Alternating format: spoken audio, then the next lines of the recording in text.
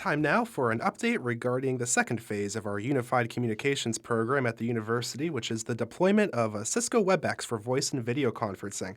Here to provide an update to us is Project Manager Greg Stewart and Technical Subject Matter Expert Dan Matthews. Greg and Dan, take it away. Thanks, Tyler. My name's Greg Stewart. I'm the Project Manager. And I'm Dan Matthews. I'm the Manager of Network Engineering and Unified Communications. And we're here to talk to you about the second phase of Unified Communications, and more specifically, the deployment of WebEx. Take it away, Dan.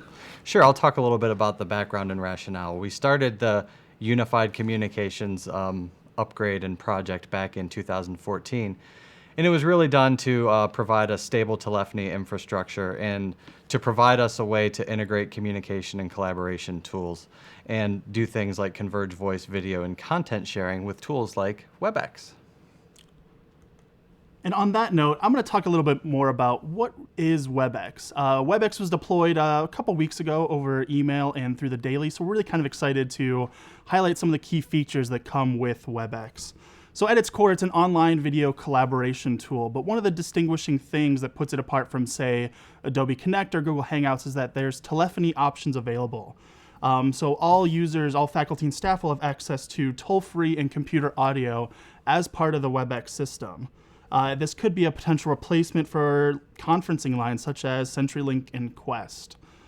Meeting Center, which is kind of the primary center within WebEx, offers a personal meeting room, voice and video, and chat and participant controls. Really, we want to highlight there's a ton of customization within Meeting Center to really allow the meeting to kind of fit your needs. With WebEx being deployed, I'm going to go over how to access WebEx. So faculty and staff can navigate to cwru.webex.com. Students have a separate site, which is at cwru-students.webex.com. All users have been automatically provisioned within both the faculty and staff and the student sites. If for some reason you need additional training materials, or if you'd like to self-provision yourself, if you're having some issues with your account and for some reason you're having trouble logging into the faculty and staff site, you can go to case.edu/its/unified-communications/WebEx. I know it's like a long URL, but this will be kind of part of the materials that we share out, but all of the training and documentation that we have on WebEx, how to use it, quick start guides, frequently asked questions, there's tons of materials out there on the website. Speaking a little more about the telephony options, so faculty and staff will have access to both a toll-free, a callback, and computer audio within their WebEx meeting. This is available to all of their participants as well. So if you have a meeting with 100 or so people, they can all have a number to dial into. You also have the ability to generate 3 unique personal conferencing numbers. So if you don't want to have the full-blown WebEx with the online meeting, you can have just a phone number that people can dial into. One distinguishing thing that we want to note is that students will have access to computer audio only.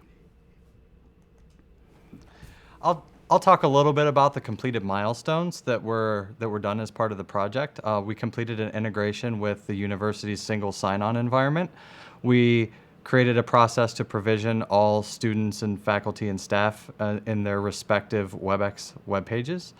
We have set up WebEx-enabled telepresence, and we've gone ahead and launched WebEx through our communication venues. Thanks, Dan. And finally, the near-term activity, just kind of close out the presentation today. So we will be scheduling open house training sessions for all faculty, staff, and students. These will take place throughout the summer as well as into the fall semester. Obviously, we deployed this at the kind of tail end of the semester, so we want to make sure we give people time and the ability to kind of come and learn about WebEx and how to use it and potentially how to leverage it in your class next semester. Along those same lines, we will have an ongoing marketing campaign to really highlight this new tool to the university. That wraps up the presentation for today. Any questions, Tyler? Thank you, Greg and Dan, for the update. So one quick question for you. When can members of the university community expect to learn more about the different WebEx features you mentioned, maybe things such as training sessions and tips and tricks? When can those be expected to roll out? So training sessions, we will be doing some throughout the summer. The dates are still to be determined, but once we've gone past commencement, we should look for updates in either the daily or via email about where to get access to those training sessions. As I talked about earlier, the website does have a great amount of documentation that you're welcome to go and look through in advance of those training sessions. But probably after sometime after commencement, we'll have something out there for the community. Awesome. Well, thank you, Greg and Dan, for providing that update.